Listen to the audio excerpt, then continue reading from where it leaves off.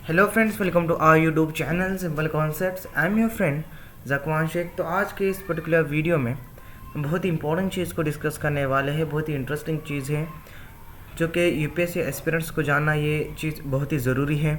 अगर आप UPSC CSC का प्रिपरेशन कर रहे हैं तो ये वीडियो आपके लिए बहुत ही इंपॉर्टेंट होने वाला है माय फ्रेंड। तो इस इंटरेस्टिंग वीडियो में माय फ्रेंड हम एक सवाल का जवाब को डिस्कस करने वाले हैं, एक सवाल के आंसर्स को ढूंढने की कोशिश करने वाले हैं। तो वो सवाल ये है my friends, why do UPSC candidates choose IAS और आईएफएस। और हम आईएएस एंड आईएफएस के पावर्स को भी डिस्कस करने वाले हैं।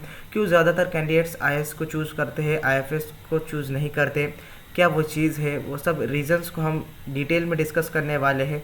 और ये वीडियो आपके लिए बहुत ही इंपॉर्टेंट होने वाला है माय फ्रेंड्स। अगर आप यूपीएससी सीएससी प्रिपरेशन कर रहे हो या यूपीएससी के एग्ज़ाम्स देना चाह रहे हो 2021 में, 22 में, 23 में, तो आपके लिए वीडियो बहुत ही इंपॉर्टेंट है। तो माय फ्रेंड, इस इंटरेस्टिंग वीडियो को शुरू करने से पहले अगर आप अनअकैडमी का सब्सक्रिप्शन लेने में इंटरेस्टेड हो, अगर आप अनअकैडमी का सब्सक्रिप्शन लेना चाहते हो तो हमारा प्रोमो कोड ज़रूर यूज़ करें। जो आपके स्क्रीन के सामने जो प्रोमो कोड दिख रहा है माय फ्रेंड, Simple20 SIMPLE20, ये हमारा प्रोमो कोड है। अगर आपने ये प्रोमो कोड यूज़ किया किसी भी सब्सक्रिप्शन पर, मीन्स अगर आप 2 मंथ्स का सब्सक्रिप्शन लेना चाह रहे हैं, 3 मंथ्स का लेना चाह रहे हैं, 6 मंथ, 12 मंथ, 24 मंथ्स, किसी भी मंथ का सब्सक्रिप्शन अगर आप लेना चाह रहे हैं तो हमारा प्रोमो कोड ज़रूर यूज़ करें।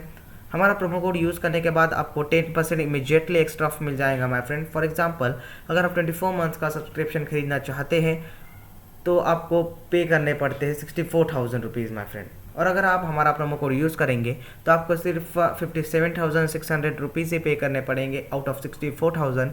मीन्स आपको 10% इमीडिएटली डिस्काउंट मिल जाएगा, no doubt about it my friend. तो ये आपके लिए बहुत ही बेनिफिशियल है। तो ज़रूर सब्सक्रिप्शन खरीदें अनअकैडमी का, और अनअकैडमी एस्पायर को ज़रूर एनरोल करें। और अनअकैडमी के जो मॉक टेस्ट कंडक्ट कर रहा है अनअकैडमी हर मंथ के 10 और 25 तारीख को, तो वो आपको फ्री रजिस्ट्रेशन है, उसे एनरोल ज़रूर करें। और मॉक टेस्ट में आपकी प्रिपरेशन में बहुत ही हेल्प होंगी अगर आपने वो मॉक टेस्ट दी। रियल एग्जाम्स का एक्सपीरियंस आपको मिलेगा, सब कुछ आपको मिलेगा माय फ्रेंड। तो ज़रूर सब्सक्रिप्शन खरीदिए अनअकैडमी का।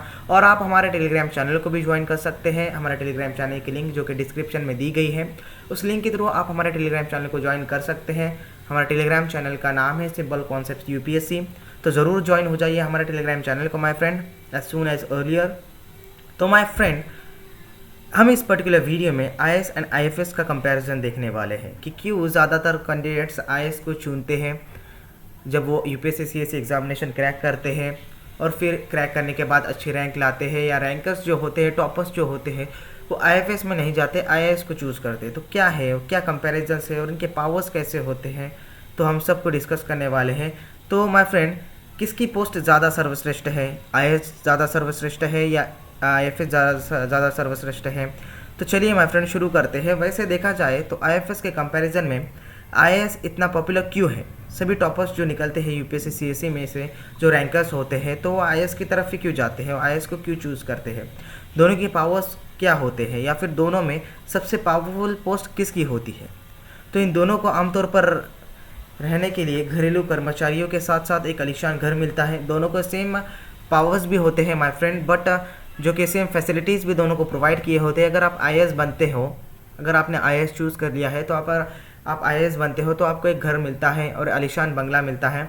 और माय फ्रेंड्स, आपको एक गाड़ी भी मिलती है। वहाँ पर आईएफएस को भी आलीशान घर मिलता है और गाड़ी भी मिलती है, जो कि गवर्नमेंट की तरफ से होता है। नाउ आईएफएस ऑफिसर्स को राजनीतिक चिंता करने की कोई ज़रूरत नहीं होती है माय फ्रेंड। उनकी इंटरनेशनल रिलेशंस से कांटेक्ट होने के कारण ज़्यादातर मामलों में उनकी डिप्लोमेटिक इम्यूनिटी को मालूम होती है, उनके डिप्लोमेटिक इम्यूनिटी को परखा जाता है, और उनकी डिप्लोमेटिक इम्यूनिटीज़ की ज़्यादातर यूज़ होता है आईएफएस अधिकारी का, जो कि उनके इंटरनेशनल रिलेशंस होने के कारण।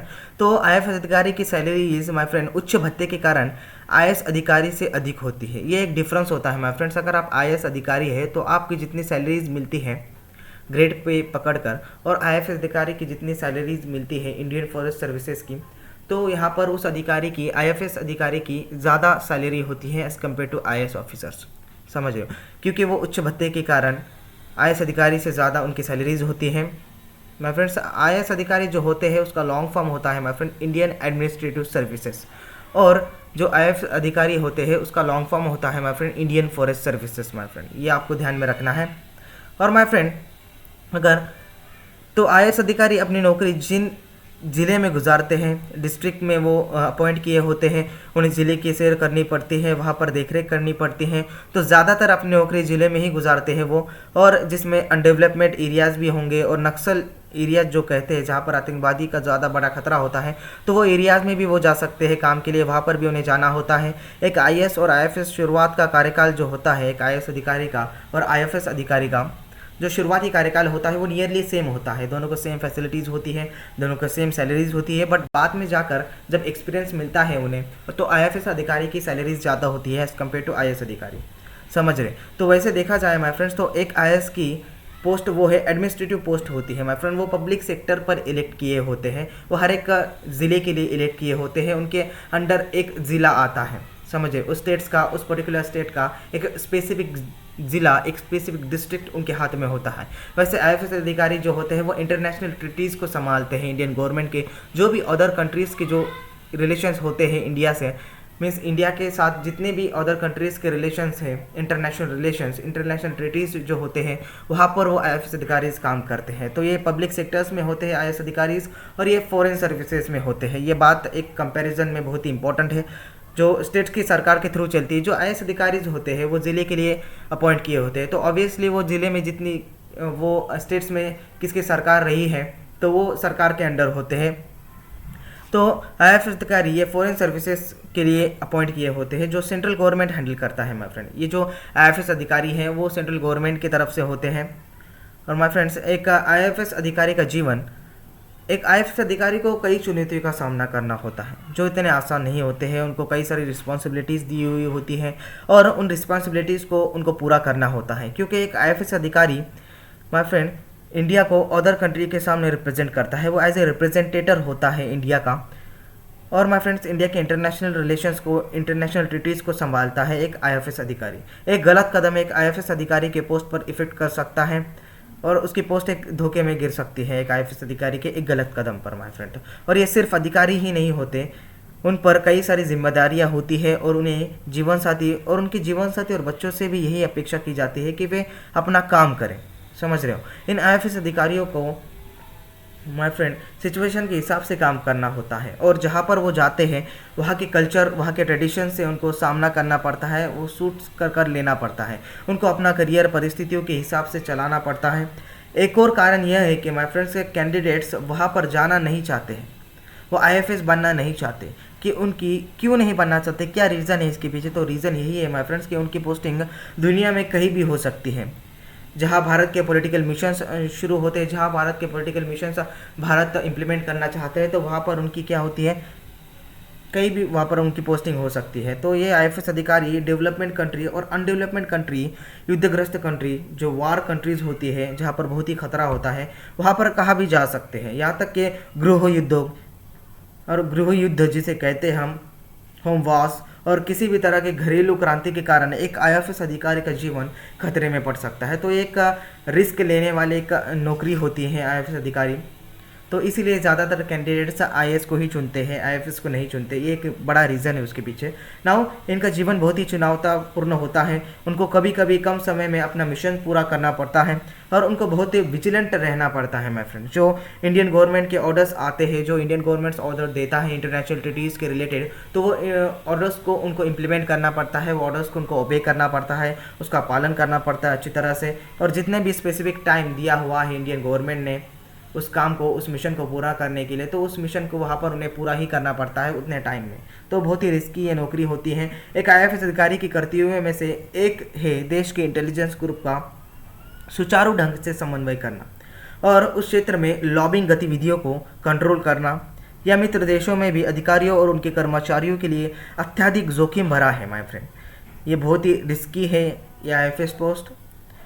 तो ज़्यादातर कैंडिडेट्स IFS पोस्ट को चूज़ नहीं करते और IAS पोस्ट को ही चूज़ करते हैं। लेकिन इन सब के बावजूद यूपीएससी एस्पिरेंट्स अपने एम्बिशंस, अपने ड्रीम्स और अपने रैंक से डिसाइड करते हैं कि उन्हें कहाँ पर जाना है। कि हमने तो अच्छी रैंक ले ली है, हम अच्छी तरह से यूपीएससी गवर्नमेंट्स तो क्रैक कर लिया है, यूपीएससी एग्जामिनेशन को क्रैक कर लिया है, तो वो एक अधिकारी को, उस कैंडिडेट्स को एक सोच होती है, वो सोच के हिसाब से उसकी जो एम्बिशंस है, अगर उसे पहले से आईएफएस बनना है तो आईएफएस वो बन सकता है। और लेकिन आईएएस उसे अच्छा अट्रैक्शन है आईएएस से, तो वो आईएएस बन सकता है, वो आईएएस की कलेक्टर की कुर्सी पर बैठ सकता है। तो यही डिफरेंस है बीच में। क्या आईएएस अधिकारी जो होते हैं वो इंटरनेशनल ट्रीटीज़ को संभालते हैं, और जो आईएएस अधिकारी होते हैं वो एडमिनिस्ट्रेटिव पोस्ट होती है उनकी, जो कि हर ज़िले के लिए वो चूज़ किए होते हैं, इलेक्ट किए होते हैं, और वो ज़िले उनके हाथ में होता है, उनके अंडर होता है। तो वो ज़िला कहाँ भी हो सकता है, वो डेवलपमेंट ज़िला हो सकता है, अनडेवलपमेंट डिस्ट्रिक्ट हो सकता है, कोई भी हो सकता है। तो वहाँ पर दोनों का वर्किंग नेचर तो सेम है। वो तो इंटरनेशनल ट्रीटीज़ को संभालते हैं और ये एक डिस्ट्रिक्ट को संभालते हैं, जो कि अनडेवलपमेंट होता है, डेवलपमेंट भी होता है। वहाँ पर भी वो किसी भी कंट्री में पोस्टिंग कर सकते हैं जहाँ पर पॉलिटिकल मिशंस कैरी फॉरवर्ड कर सकता है इंडियन गवर्नमेंट, तो वहाँ पर उनकी पोस्टिंग होती है एक आईएफएस अधिकारी की। कोई भी किसी भी कंट्री में वहाँ पर किसी भी क्षेत्र में उनकी पोस्टिंग हो सकती है, चाहे वो अनडेवलपमेंट एरियाज़ हो, अनडेवलपमेंट कंट्री हो, डेवलपमेंट कंट्री हो, वॉर कंट्री हो और नक्सलवादी कंट्रीज़ हो, तो वहाँ पर भी वहाँ पर उनका आईएफएस अधिकारी का एक पोस्टिंग होती है। तो वहाँ पर उनका क्या है, सुचारू ढंग से समन्वय करना एक उनकी एक जोखिम भरा होता है। और माय फ्रेंड्स, लेकिन इन सब के बावजूद यूपीएससी के एस्पिरेंट जो होते हैं उनको अपने ड्रीम्स, अपने एम्बिशंस के द्वारा ये इस पोस्ट को सिलेक्ट करना चाहिए और अपनी रैंक से डिसाइड करते हैं कि उन्हें कहाँ पर जाना है।